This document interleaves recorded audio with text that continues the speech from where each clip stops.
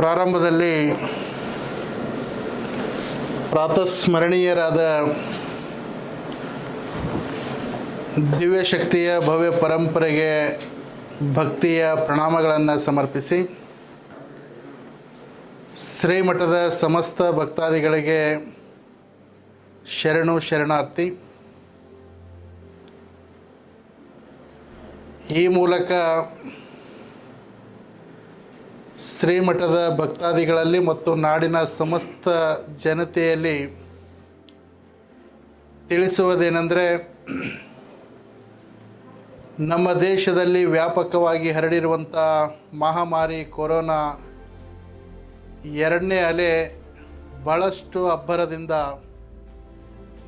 ದೇಶದಾದ್ಯಂತ ಪ್ರತಿಯೊಂದು ರಾಜ್ಯಗಳಲ್ಲಿ ತನ್ನದೇ ಆಗಿರುವಂಥ ಅಟ್ಟಹಾಸವನ್ನು ಮೆರೆಯುತ್ತಿರುವಂಥ ಪ್ರಸಂಗ ಇವತ್ತು ನಮ್ಮ ಕಣ್ಣೆದುರು ಇರ್ತಕ್ಕಂಥದ್ದು.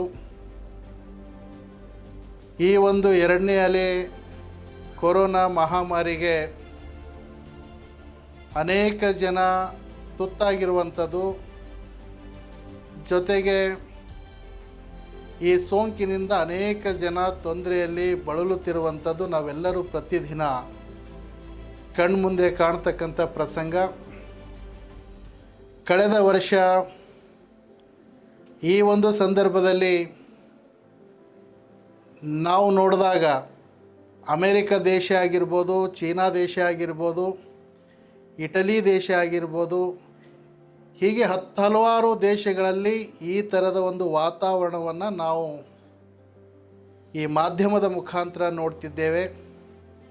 ಆದರೆ ಈ ವರ್ಷ ಅಂಥ ಒಂದು ಪ್ರಸಂಗ ಭಾರತ ದೇಶದಲ್ಲಿ ಎರಡನೇ ಅಲೆ ವ್ಯಾಪಕವಾಗಿ ಹರಡಿ ಅನೇಕ ಜನರು ಇವತ್ತು ಆ ಸೋಂಕಿಗೆ ತುತ್ತಾಗ್ತಕ್ಕಂಥ ಒಂದು ಸಂದರ್ಭವನ್ನು ನೋಡಿದ್ರೆ, ಯಾವುದೇ ರಾಜ್ಯದಲ್ಲಿ ಯಾವುದೇ ಜಿಲ್ಲೆಯಲ್ಲಿ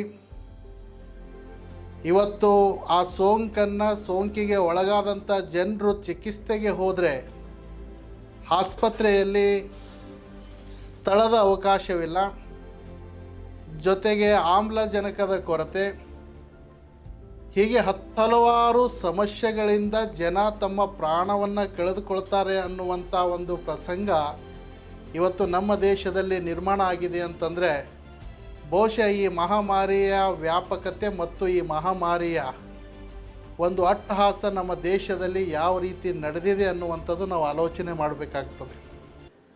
ಹೀಗಾಗಿ ಸರ್ಕಾರವು ಕೂಡ, ಕೇಂದ್ರ ಸರ್ಕಾರವು ಕೂಡ ತನ್ನ ಶಕ್ತಿ ಮೀರಿ, ರಾಜ್ಯ ಸರ್ಕಾರವು ಕೂಡ ತನ್ನ ಶಕ್ತಿ ಮೀರಿ ಪ್ರಾಮಾಣಿಕ ಪ್ರಯತ್ನವನ್ನು ಮಾಡ್ತಾ ಇದ್ದಾರೆ.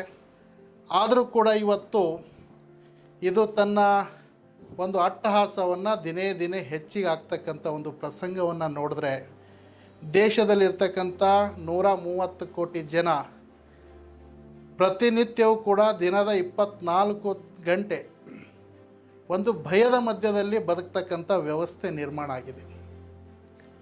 ಇವತ್ತು ಅನೇಕ ಜನ ಕಾಡುಗಳನ್ನು ಕಡಿದು ಅರಣ್ಯ ನಾಶ ಮಾಡಿ ಇವತ್ತು ಅನೇಕ ಜನ ಬದುಕಿದ್ದಾರೆ. ಆದರೆ ಇವತ್ತು ಅರಣ್ಯ ನಾಶ ಆಗಿರುವಂಥ ಕಾರಣಕ್ಕಾಗಿ ನಮ್ಮ ದೇಶದಲ್ಲಿ ಆಮ್ಲಜನಕದ ಕೊರತೆ ಎಷ್ಟು ಆಗ್ತಾ ಇದೆ ಅನ್ನುವಂಥದ್ದು ನಾವು ಪ್ರತಿದಿನ ನೋಡ್ತಾ ಇದ್ದೇವೆ. ಕಾರಣ ಏನು ಅಂದರೆ, ನೀರಲ್ಲಿರುವಂಥ ಮೀನನ್ನು ನಾವು ಹೊರಗಡೆ ತೆಗೆಯುವಂಥ ಸಂದರ್ಭದಲ್ಲಿ ನಮಗೆ ಭಾಳಷ್ಟು ಖುಷಿ ಆಗ್ತದೆ, ಮೀನ ಸಿಕ್ತು. ಆದರೆ ಆ ಮೀನ ಆಮ್ಲಜನಕ ಇಲ್ಲದೆ ಕಾರಣಕ್ಕಾಗಿ ಎಷ್ಟು ಒದ್ದಾಡ್ತಾ ಇದೆ, ವಿಲಿ ಒದ್ದಾಡುವಂಥ ಒಂದು ಪ್ರಸಂಗ ನಾವು ಕಣ್ಮುಂದೆ ನೋಡಿದಾಗ ಅದರ ಕಷ್ಟ ಅದಕ್ಕೆ ಗೊತ್ತಿರ್ತದೆ. ಆಮ್ಲಜನಕ ಇರಲಾರ್ದಕ್ಕೆ ಅದರ ಪ್ರಾಣವನ್ನು ಹಾರಿ ಹೋಗುವಂಥ ಪ್ರಸಂಗ ನಿರ್ಮಾಣ ಆಗಿರ್ತದೆ. ಆದರೆ ತೆಗೆಯುವಂಥ ವ್ಯಕ್ತಿಗೆ, ಮೀನವನ್ನು ಹಿಡಿದಂಥ ವ್ಯಕ್ತಿಗೆ ಭಾಳ ಖುಷಿ ಆಗ್ತದೆ, ಮೀನ ಬಲಿಯಲ್ಲಿ ಬಿತ್ತು ನನಗೆ ಆಹಾರಕ್ಕಾಗಿ ಆಯಿತು ಅಂತ. ಆದರೆ ಇವತ್ತು ಭಗವಂತ ಅದೇ ಒಂದು ಮಾದರಿಯಲ್ಲಿ ಮನುಷ್ಯರಿಗೂ ಕೂಡ ಒಂದು ಪಾಠವನ್ನು ಕಲಿಸಿದ್ದಾನೆ. ಅರಣ್ಯ ನಾಶ ಮಾಡಿದ್ದಕ್ಕೆ ಇವತ್ತು ಜನ ಎಷ್ಟು ಆಮ್ಲಜನಕಕ್ಕಾಗಿ ಇವತ್ತು ಬಡದಾಡ್ತಾ ಇದ್ದಾರೆ. ಆ ಮತ್ತು ಸಾವಿನ ಮಧ್ಯದಲ್ಲಿ ಇವತ್ತು ಬಳಲುತ್ತಿರುವಂಥ ಒಂದು ಪ್ರಸಂಗ ಇವತ್ತು ನಾವು ನೋಡಿದ್ರೆ ನಿಜಕ್ಕೂ ಕೂಡ ಪ್ರಕೃತಿ ದತ್ತವಾಗಿ ಏನು ಭಗವಂತ ಕೊಟ್ಟಿದ್ದಾನೆ ಅದು ಯಾವುದೂ ಕೂಡ ನಾಶ ಮಾಡಬಾರ್ದು ಅನ್ನುವಂಥ ಸಂದೇಶವನ್ನು ಈ ಒಂದು ಕೊರೋನಾ ವೈರಾಣು ಎಲ್ಲ ಜನರಿಗೆ ತಿಳಿಸಿರ್ತಕ್ಕಂಥದ್ದು. ಹೀಗಾಗಿ ಹಿಂದೆ ಏನಾಯಿತು ಆಯಿತು, ಆದರೆ ಇನ್ನು ಮುಂದಾದರೂ ಕೂಡ ನಾವೆಲ್ಲರೂ ಎಚ್ಚೆತ್ತುಕೊಂಡು ಪ್ರತಿಯೊಬ್ಬರೂ ಕೂಡ ಮನೆಗೊಂದು ಮರ ಅನ್ನುವಂಥ ನಿಟ್ಟಿನಲ್ಲಿ ಎಲ್ಲರೂ ಮರವನ್ನು ಬೆಳೆಸ್ತಕ್ಕಂಥದ್ದು, ಸಮೃದ್ಧಿಯ ಭಾರತ ನಿರ್ಮಾಣ ಮಾಡ್ತಕ್ಕಂಥದ್ದು. ನಾವೆಲ್ಲರೂ ಆರೋಗ್ಯವಂತ ಭಾರತವನ್ನು ನಿರ್ಮಾಣ ಮಾಡಬೇಕಾದ್ರೆ ನಾವೆಲ್ಲರೂ ಪ್ರಾಮಾಣಿಕವಾದಂಥ ಪ್ರಯತ್ನವನ್ನು ಮಾಡಿ ಭಾರತವನ್ನು ಉಳಿಸ್ಲಿಕ್ಕೆ, ಭಾರತದ ಪರಂಪರೆಯನ್ನು ಬೆಳೆಸಲಿಕ್ಕೆ ನಾವೆಲ್ಲರೂ ಕಂಕಣಬದ್ಧರಾಗಬೇಕಾಗ್ತದೆ.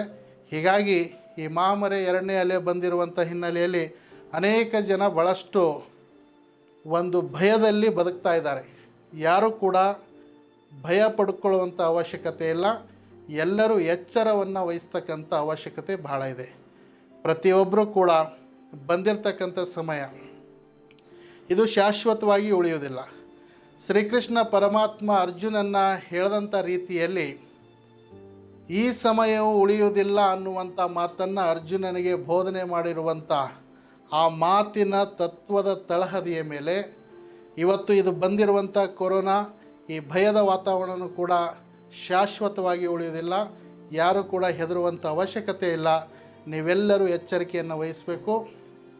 ಸರ್ಕಾರದ ಎಲ್ಲ ನಿಯಮಗಳನ್ನು ಅತ್ಯಂತ ಜವಾಬ್ದಾರಿಯಿಂದ ನೀವೆಲ್ಲರೂ ಪಾಲನೆ ಮಾಡಿದ್ದೇ ಆದರೆ ಕೊರೋನಾ ಆದಷ್ಟು ಬೇಗ ನಮ್ಮ ದೇಶದಿಂದ ಮುಕ್ತ ಆಗ್ತದೆ ಅನ್ನುವಂಥ ವಿಚಾರವನ್ನು ಈ ಮೂಲಕ ತಮಗೆ ತಿಳಿಸಿ, ಇವತ್ತು 2ನೇ ಅಲೆ ಬಂದಿರುವಂಥ ಈ ಸಂದರ್ಭದಲ್ಲಿ ಎಲ್ಲ ಸರ್ಕಾರಿಯ ಒಂದು ಆಸ್ಪತ್ರೆಯಲ್ಲಿ ಮತ್ತು ಖಾಸಗಿ ಆಸ್ಪತ್ರೆಯಲ್ಲಿ ಎಲ್ಲ ವೈದ್ಯರು ತಮ್ಮ ಮನೆ ಹೆಂಡರು ಮಕ್ಕಳು ತಮ್ಮ ಸಂಸಾರವನ್ನೇ ಬಿಟ್ಟು ಈ ಸುರಕ್ಷಿತ ಸಮಾಜವನ್ನು ನಿರ್ಮಾಣ ಮಾಡಬೇಕು, ಆರೋಗ್ಯವಾದ ಸಮಾಜವನ್ನು ನಿರ್ಮಾಣ ಮಾಡಬೇಕು ಅನ್ನುವಂಥ ಹಿನ್ನೆಲೆಯಲ್ಲಿ ಎಲ್ಲರೂ ಪ್ರಾಮಾಣಿಕವಾದಂಥ ಪ್ರಯತ್ನವನ್ನು ಮಾಡ್ತಾ ಇದ್ದಾರೆ.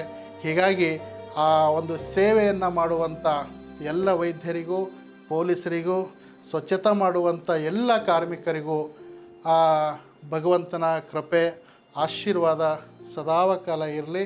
ಹೀಗಾಗಿ ಯಾರೂ ಕೂಡ ಹೆದರಿ ಭಯವನ್ನು ಪಟ್ಕೊಳ್ಳುವಂಥ ಅವಶ್ಯಕತೆ ಇಲ್ಲ. ನೀವೆಲ್ಲರೂ ಒಂದು ಚಿಂತೆಗೆ ಒಳಗಾಗದೆ ಚಿಂತನೆಗೆ ಒಳಗಾಗಿ ಒಳ್ಳೆಯ ಪುಸ್ತಕಗಳನ್ನು ಒಳ್ಳೆಯ ಚಿಂತನೆಯನ್ನು ಮಾಡೋದ್ರ ಮುಖಾಂತರ ಈ ಕೊರೋನಾ ದಿನಗಳನ್ನು ತಾವೆಲ್ಲರೂ ಆದಷ್ಟು ಖುಷಿಯಿಂದ ಕಳಿಬೇಕು ಅನ್ನುವಂಥ ವಿಚಾರವನ್ನು ಈ ಸಂದರ್ಭದಲ್ಲಿ ಹೇಳಿ, ಇವತ್ತು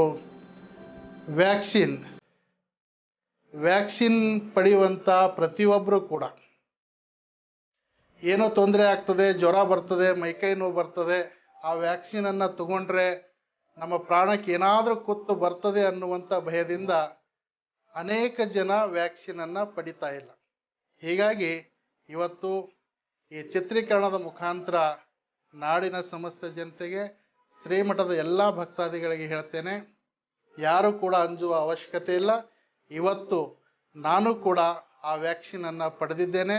ಹೀಗಾಗಿ ಆ ವ್ಯಾಕ್ಸಿನ್ ಬಗ್ಗೆ ಯಾರೂ ಕೂಡ ಭಯ ಪಟ್ಕೊಂಡು ವ್ಯಾಕ್ಸಿನ್ ಪಡೆದೇ ಇವತ್ತು ಆ ರೋಗಿಗೆ ತುತ್ತಾಗೋದಕ್ಕಿಂತನೂ ಒಂದು ದಿವಸ ಸ್ವಲ್ಪ ಮಟ್ಟಿಗೆ ಏನೋ ತ್ರಾಸಾದರೂ ತೊಂದರೆ ಇಲ್ಲ, ಆದರೆ ಎಲ್ಲರೂ ಧೈರ್ಯದಿಂದ ವ್ಯಾಕ್ಸಿನನ್ನು ಪಡೆಯುವಂಥವರಾಗ್ರಿ.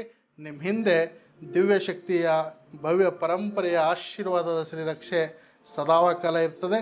ನೀವೆಲ್ಲರೂ ಸನ್ಮಾರ್ಗದ ಒಂದು ದಾರಿಯಲ್ಲಿ ನಡೆಯುವಂಥ ನಿಮ್ಮ ಜೀವನದ ಪರಂಪರೆ ಆಗಲಿ ಅನ್ನುವಂಥ ಮಾತನ್ನು ಈ ಸಂದರ್ಭದಲ್ಲಿ ಹೇಳಿ, ವೀಕ್ಷಣೆ ಮಾಡುವಂಥ ಶ್ರೀಮಠದ ಎಲ್ಲ ಭಕ್ತಾದಿಗಳಿಗೆ ಶುಭವಾಗಲಿ. ಸರ್ವೇ ಜನಃ ಸುಖಿನೋ.